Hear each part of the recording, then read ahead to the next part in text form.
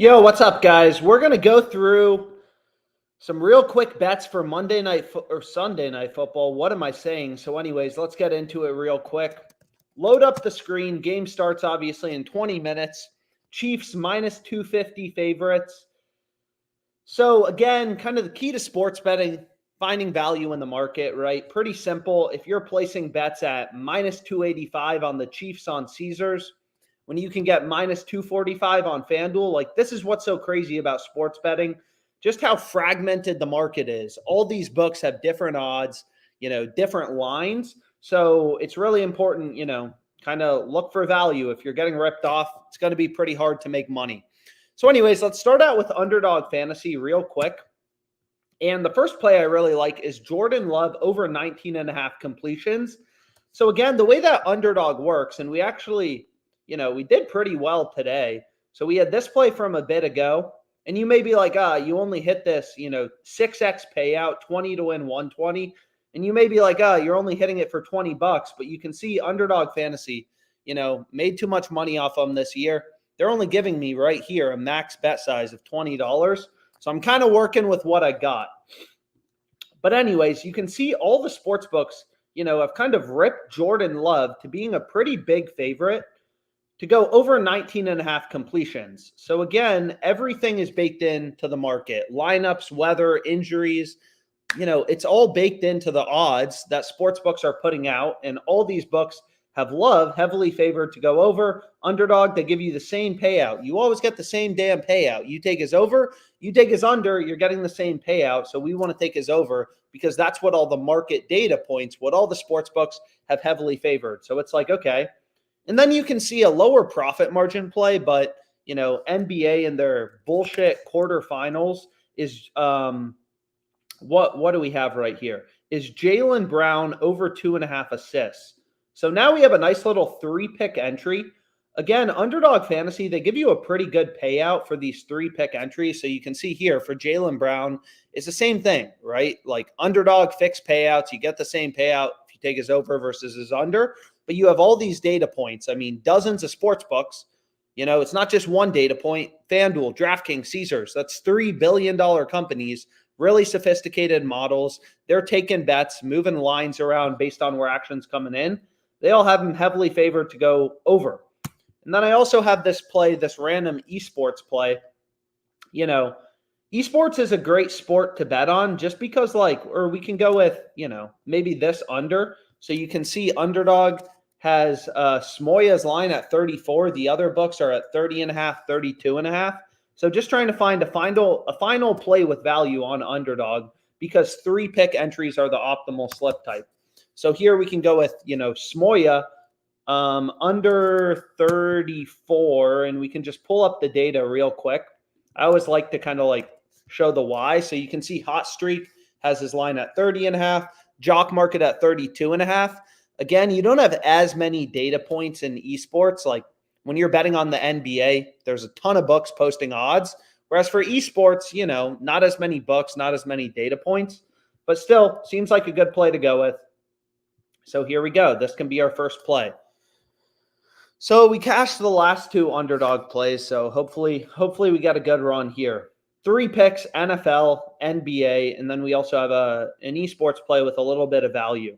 And again, if you go through the math behind Underdog, that's not what I meant to do. I meant to pull up this little spreadsheet. What you'll see is their 3-pick entries, you're getting a 6x payout. So PrizePicks, this is going to be a 4 for 5. We do actually have a play. So this is from the live stream a couple days ago. So we need the Packers punter to go over 4 punts, and then we'll cash our protected play from Friday. So every Friday, PrizePicks runs a promo. Your first bet is risk-free up to $20. So we need, wheel in to go over 4 punts. But anyways, Underdog, right? You take a look here. It's okay. Underdog Fantasy, they're giving you a 6x payout for 3-pick parlays. PrizePicks is only 5x. So when you kind of go through the math, you'll see that 3-pick entries are the best slip type on Underdog, right? And basically, if you can win your player props, if you can win your over-unders, just like Mahomes over-under 257.5, above 55% of the time, you'll be profitable on Underdog. And it's not like that's easy to do. You got to win 55, only losing 45% of your picks. So you need a real advantage. But Underdog, they always give you a 6x payout for 3-pick parlays. So it all just boils down to win rate. What percentage of your picks can you win? So we got our first play, but let's see if there's anything else. So it's like, okay, we're on Jordan Love. Why is this pick winning above 55% of the time? And it's like, again, all the books have them heavily favored to go over. So we can check out PrizePicks.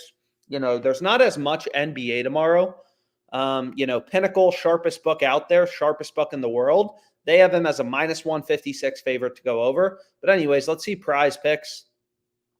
PrizePicks has some plays with value, but not a ton. And, you can see Mahomes to not throw an interception.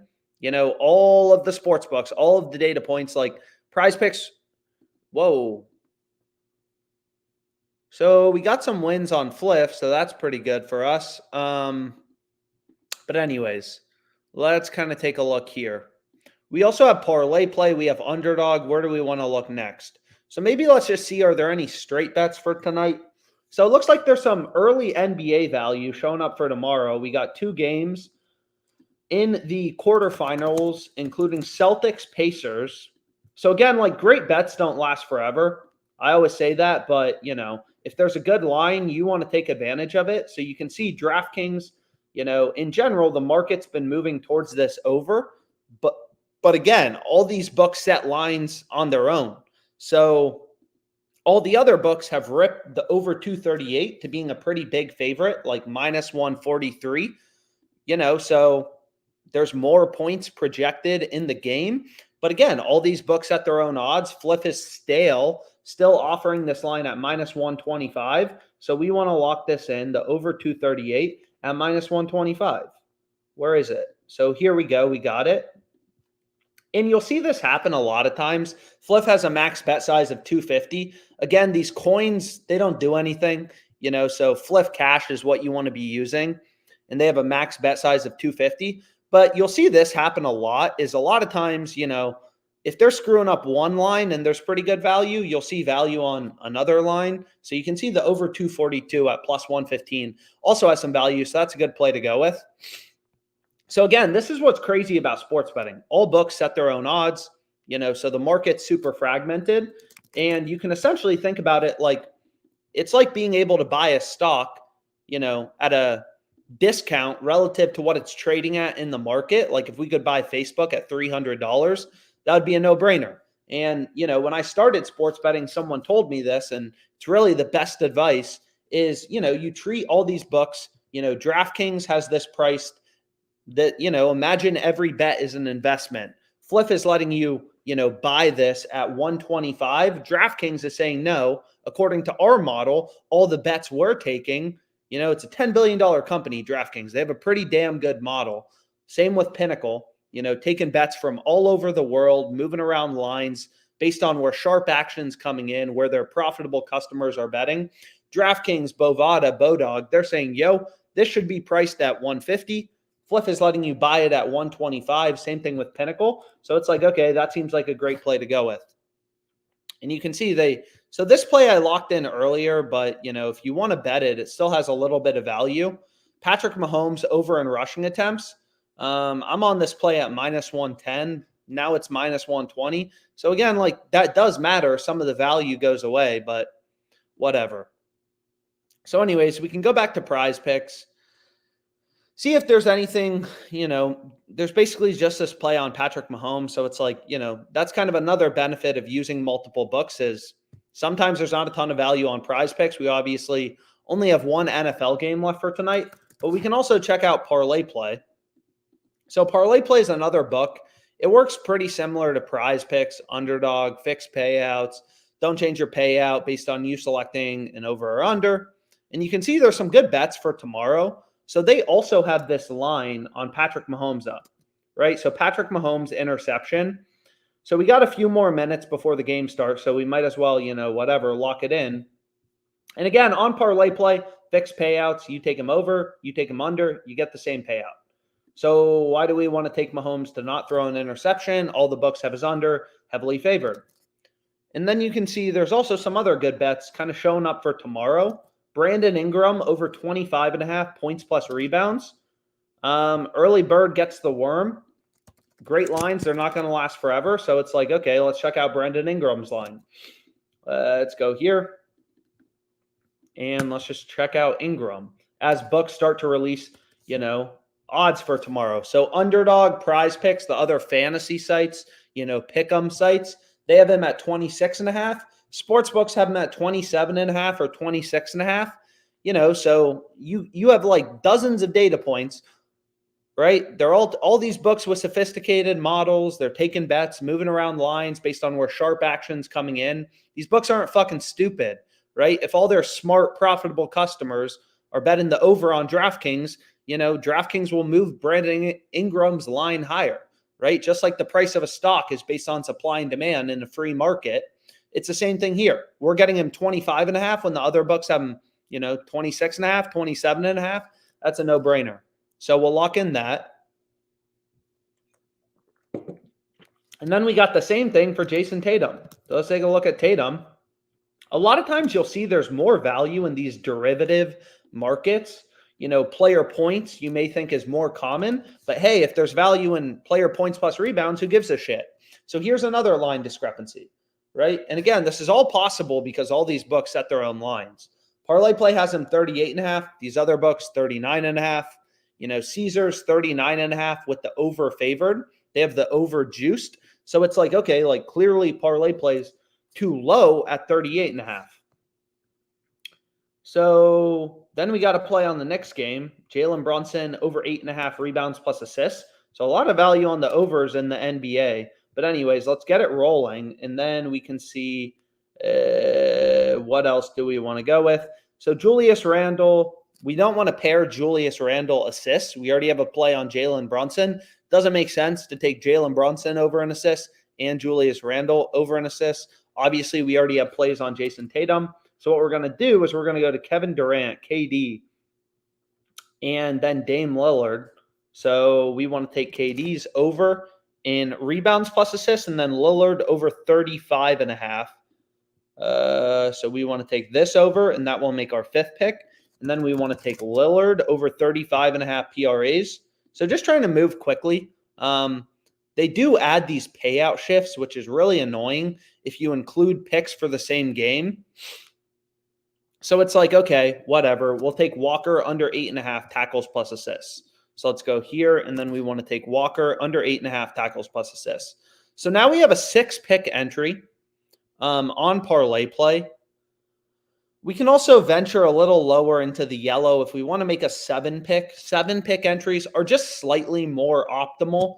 I kind of have like for all these different fantasy sites, I've gone through the math, like PrizePicks, what's the optimal slip type, stuff like that.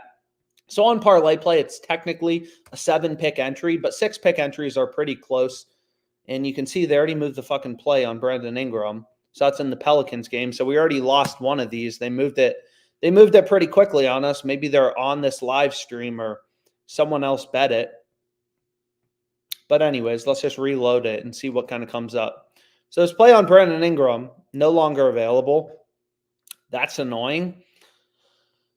So what we can do is whatever. We'll just venture a little lower and we'll take Devin Lloyd under 8.5 tackles plus assists. So it's like, okay, let's just get this bet in. We have some really good picks. 6-pick, sure, whatever. This is the same payout structure as PrizePicks. And again, like, fucking move the line on Jason Tatum as well. So anyways, super frustrating how quickly sometimes these books can move their lines. But there was also value on Jason Tatum over 29.5 points. So it's like, okay, instead of playing, his over in points plus rebounds, which was a little better, let's just move quickly and get this bet down. So there is a little bit of a speed component, when you're obviously betting on sports, because you got to try to move quickly if there's a really good line available. So, okay, this play looks great. You can also see this play as an arbitrage to Pinnacle, right? So the over is minus 125, right? Usually there's supposed to be a spread, right? Like minus 150 plus 110. you got to bet 100, like DraftKings has a 40-point spread. Bet 150 to win back 100 or bet 100 to win 110. There's a 40-point spread. But here you can see Pinnacle has the under at plus 127. So this is arbitrage. Like by definition, one of these bets has to be profitable. You can bet the over 125 to win 100, or you can bet the under 100 to win 127.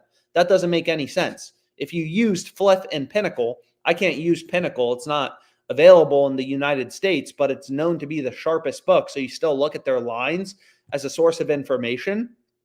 But if you used both of these books, you could bet the over on Flip, the under on Pinnacle, and make a risk-free profit. That's arbitrage, right? When two books have such different odds that you can bet the over on one book, the under on another book, and guarantee a profit. So you know one of these bets has to be profitable. And just looking at the other data points in the market, it's pretty clear that Flip is the side screwing up, considering no other book is even giving you better than minus 143. So it's like, okay, let's lock in that. So now we got a parlay play slip as well. Underdog Fantasy board's pretty dry. ParlayPlay or PrizePicks board is pretty dry. So whatever. We got some plays down. Enjoy the game, and I'll be back tomorrow. So thanks so much for your time.